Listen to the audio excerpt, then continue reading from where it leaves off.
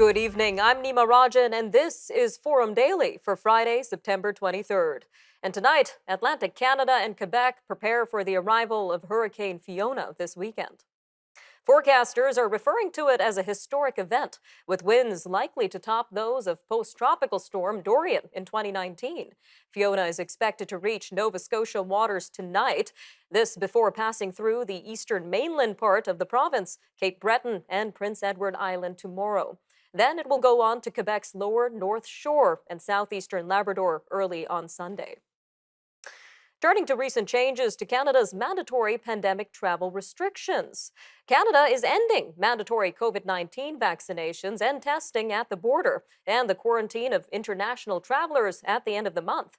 Two senior government sources told the Canadian press that the last COVID border restrictions will be allowed to expire on September 30th. Now, that expiry also means the end of insisting that travelers use the Arrive Can app. However, the app will live on as an optional tool for customs and immigration, but it doesn't address whether passengers must wear masks on domestic and international trains and planes. This is because that rule falls under an order by the Transport Minister. All right, well, meanwhile, Prime Minister Justin Trudeau is naming longtime diplomat Jennifer May to be Canada's new ambassador to China. That post has been vacant since last December when Dominic Barton stepped down, which was just 3 months after the release of Michael Spavor and Michael Kovrig.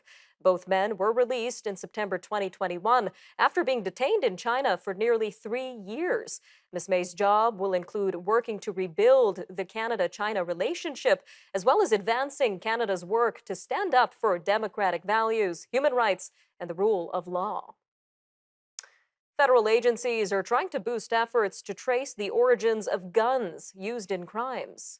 The RCMP has introduced a new mandatory tracing policy. This means that any illegal guns seized by Mounties will automatically be sent to the force's National Firearms Tracing Center. The House of Commons Public Safety Committee and the Canadian Association of Chiefs of Police want to see all crime guns recovered during all investigations submitted for tracing. But there are jurisdictional hurdles that could prevent such wide-reaching tracing measures. Moving to Quebec now, where almost all provincial party leaders were back on the trail this morning. This follows last night's final French-language debate of the campaign. Parti Québécois leader Paul Saint-Pierre Plamondon says he is pausing his campaign after developing flu-like symptoms. He said on Twitter that he has tested negative for COVID-19 twice, but is isolating as a precaution. Meanwhile, Coalition Avenir Québec leader François Legault is in the Montreal area. This comes a day after he faced targeted attacks from his 4 opponents on his proposals to fight climate change and on the decline of the French language. All right, well, in Ontario, tens of thousands of education workers, including librarians, custodians, and administrative staff, will begin voting today on whether to go on strike. The Canadian Union of Public Employees has called Ontario's initial contract offer insulting and is recommending the workers vote yes. The provincial government has offered raises of 2% a year. This was for workers making less than $40,000 and 1.25% for all other workers. Meanwhile, QP is looking for annual increases of 11.7%. The president of the Canadian Medical Association says specialists in all provinces and territories are dealing with a collective crisis. Dr. Alika Lafontaine says millions of patients are waiting for their services, and Canadian leaders need to find innovative solutions. Ms. Lafontaine says more virtual and team-based care would be a step in the right direction. This comes after 26 specialists from across BC sent an open letter to Health Minister Adrian Dix. They said they want an urgent meeting with him because they are feeling exhausted. The lone suspect in the stabbings of 3 people in Fort Good Hope has been arrested. RCMP in the Northwest Territories say 24-year-old Thaddeus McNeely surrendered to police and was arrested at a residence in the community yesterday. 1 person died in the Tuesday night attack, and 2 others with significant injuries are recovering in hospital. An international balloon festival has returned to Alberta. More than 20 brightly colored balloons were up in the air in High River this week. This is to mark the opening of the Heritage Inn International Balloon Festival. Event director Jamie Kinghorn says the festival was started in 2013 to lift spirits after flooding in parts of southern Alberta. All right, stay tuned. We have our weekly energy and crypto updates coming up after a short break, so stay tuned here on Forum Daily. We'll be right back.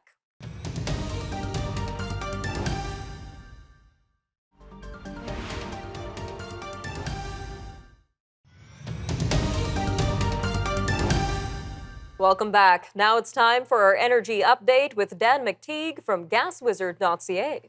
Well, hi, Nima. Thanks again for this. What a week it's been on the energy and gasoline and diesel front. As I mentioned last week, prices would be up, and in fact, they did go up, but they're not likely to remain. But it's a bit of a regional toss-up right now. If you're in Vancouver, Lower Mainland, Victoria, you know full well that the price of energy, gasoline, has gone up 26 cents a liter just in the past couple of days. That's due to tightness in supplies along the U.S. West Coast. It's also due to refinery maintenance, a turnaround, if you will, in Ferndale, just south of Vancouver on the U.S. side, Washington State, as well as the all-important Olympic pipeline owned by BP.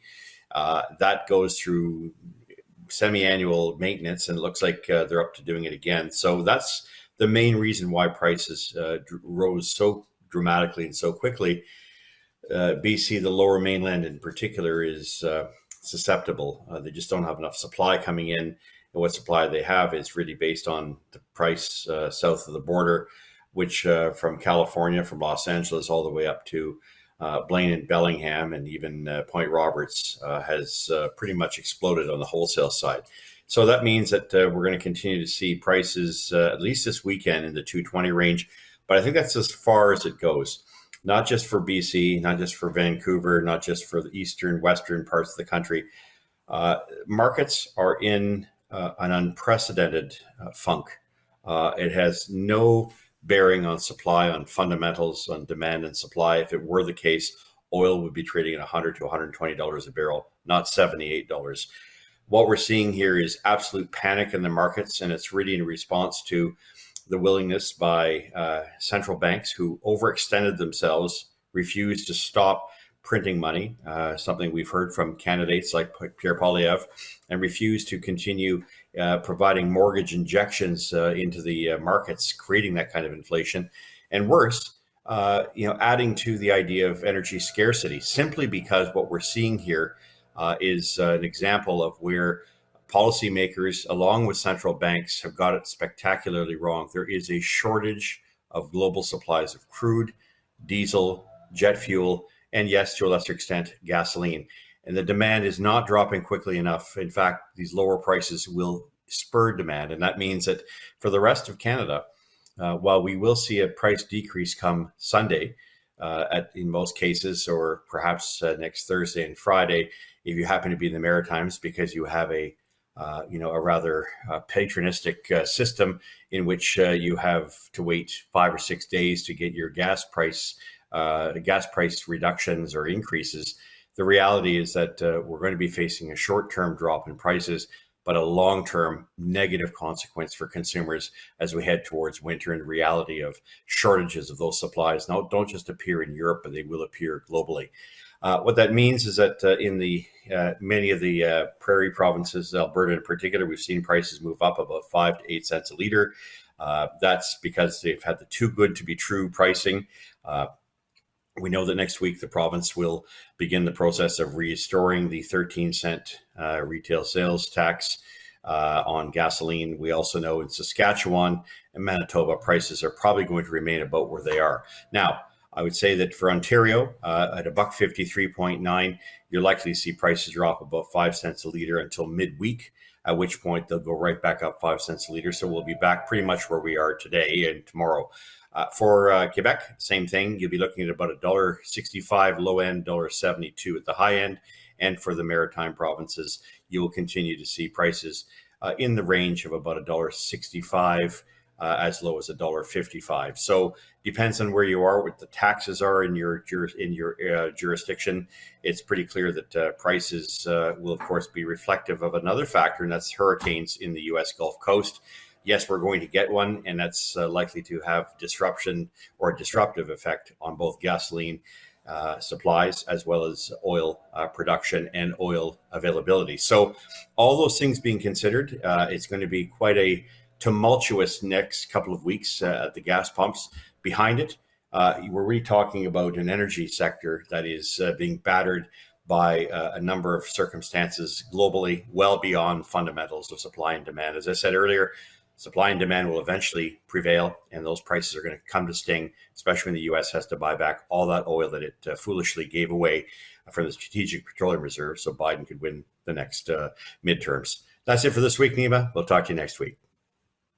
All right, thanks for that, Dan. Lots to keep in mind for this week. Again, that was Dan McTeague, Senior Petroleum Analyst at GasWizard.ca. He's also the president of Canadians for Affordable Energy.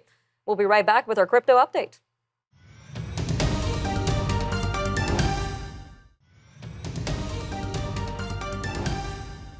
Welcome back. Next up is our weekly crypto and digital asset update with Catherine Murray, host of The Buck Stops Here. Take it away, Catherine. Thanks, Nima. Hello, everyone, and welcome to your weekly crypto and digital asset update. I am Catherine Murray. Well, we continue to see the equity market sell off and risk off sentiment play into the crypto market as well, with Bitcoin down by about 2% week over week. It looks as though the total market cap for cryptocurrencies stands at about $940 billion, so down from a high of around $3 trillion. We know that already, because we have been watching it play out for months and months. Recall one of the reasons why we've got selling pressure in the broader markets is because of Fed Chair Jerome Powell this week raising rates by 75 basis points as expected, but really leaning towards a hawkish tone. In other words, he's going to continue to raise rates, perhaps for even longer, in order to try to combat inflation. And that is definitely putting a risk-off tone to the markets. Investors are selling now, asking questions later. Having said that, there's still a lot of positive developments within the crypto and blockchain space. The crypto exchange, FTX, is reportedly looking to raise $1 billion. It puts the company's valuation at $32 billion, in line with previous raises. They appear to be on a bit of a buying spree during this crypto winter, really wanting to continue to collect assets within the space. In fact, FTX and Binance made leading bids for the bankrupt crypto lender Voyager, which we of course have reported on, and reportedly around $50 million in terms of the offer that they are willing to pay for Voyager's assets, which was founded back in 2019. It is a crypto lending firm, or was a crypto lending firm, that took in customers' deposits, paid interest on them, and lent them out, those deposits, to other third parties. They actually became public and traded around a $4 billion market cap, but as I say, the offer price now is about $50 million. I would also just point out that FTX was founded by a former Wall Street trader, Sam Bankman-Fried, and is now, of course, a billionaire. Away from that, we're also keeping our eyes on the popular stock trading app, Robinhood. They're listing Circle's stablecoin on its platform. It's called USDC, and it is pegged to the US dollar. This is a move from the company's perspective. They want to continue to offer crypto assets to their users on their app. And interestingly, right now, they currently offer about 17 different cryptocurrencies on the app. Away from that, we continue to keep our eyes on the big banks that move into the space. We know that there's been huge hiring sprees and the development of new departments within various banks, really focused on crypto and blockchain. Well, in May, the Japanese financial giant Nomura announced its institutional digital asset subsidiary. Now they're going to be setting up a VC-focused area within the crypto space in Switzerland, which is kind of telling you that they want to broaden out and make it a little bit more global. Away from that, interestingly here, the NASDAQ is planning to launch an institutional crypto business, starting with custody services for Bitcoin as well as Ether. And furthering that plan out, it looks as though they will also want to offer some type of execution and or liquidity to their clients. We're also, of course, keeping our eyes on other developments. Amazon, for one, is co-developing a digital euro prototype for the ECB, the European Central Bank. Interesting. Amazon was in fact selected with other partners by the ECB to collaborate on creating this digital euro prototype. Amazon's responsible for designing the e-commerce payment side of the program. Interestingly here as well, the prototype exercise begins sometime in September, ends in December, and the ECB actually launched this investigation into a digital currency back in July of 2021 with no promise to even actually go forward with it. But they're going through the exercise in this investigation, and Amazon obviously was asked to be one of the partners within it. Apparently they had over 50 people apply, or 50 types of corporations. Also just point out here, Colorado citizens, they are now allowed to pay various state taxes with crypto through PayPal. The governor actually announced those plans back in February. Apparently that is coming to fruition. And in sports, the PGA is partnering with Tom Brady's NFT project Autograph to launch its own NFT platform. The marketplace is expected to launch in 2023 and will pay all the revenue earned to its athletes. So a lot going on in the space, as you can see, whether it's from central bankers in companies, partnering with companies like an Amazon, to the sports world, a lot of development for sure. Nima, I'll leave it there. Back to you. All right, thanks for that, Catherine. Again, that was Catherine Murray, host of The Buck Stops Here, airing every Sunday at 9 a.m. Eastern, only on the News Forum Network. All right, stay with us. More news from around the world up next.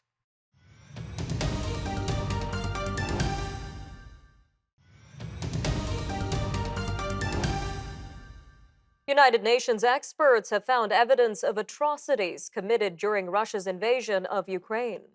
The experts have cited testimonies by former detainees of beatings, electric shocks, and forced nudity in Russian detention facilities and executions in 4 regions.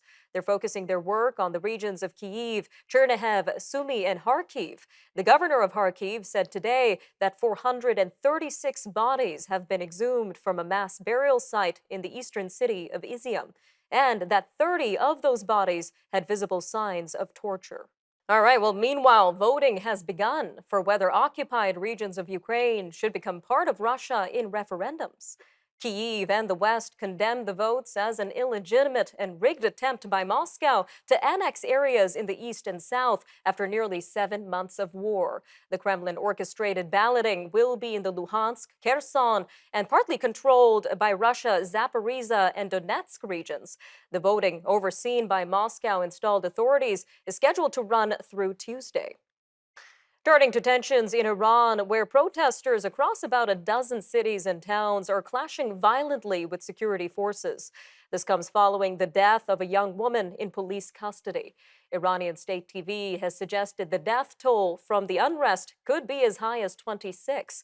The crisis began as a public outpouring over the death of 22-year-old Mahsa Amini. She was arrested by morality police in Tehran last week. This was for allegedly violating the strictly enforced dress code. The movement represents the widest unrest since 2019. More violence in Afghanistan, where a hospital in Kabul says at least 4 people are dead and 10 others injured. This was after an explosion near a mosque in the Afghan capital. Kabul police say the blast happened on the main road near the mosque. It targeted worshippers who were leaving after Friday prayers. An investigation is underway, but this is not the first time that mosques have been targets for attacks. The nearby Wazir Akbar Khan Mosque was struck by a bomb in 2020, killing 2 people. Youth activists are worried about the effects of global warming and are demanding more aid to poor countries hit by weather crises. They staged a coordinated global climate strike today, taking to the streets in Jakarta, Tokyo, and Berlin.